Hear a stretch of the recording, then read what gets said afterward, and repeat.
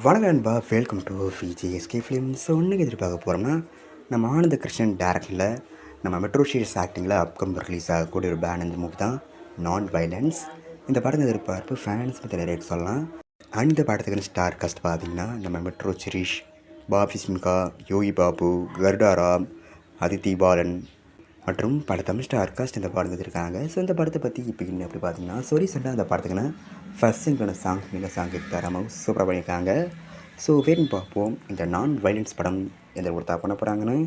And பிடிச்சிருந்தா like பண்ணுங்க, share பண்ணுங்கள், அண்ட் மறக்காம சேனலை சப்ஸ்கிரைப் பண்ணிக்கோங்க. மீண்டும் இது போன்ற வீடியோவில் சந்திப்போம்.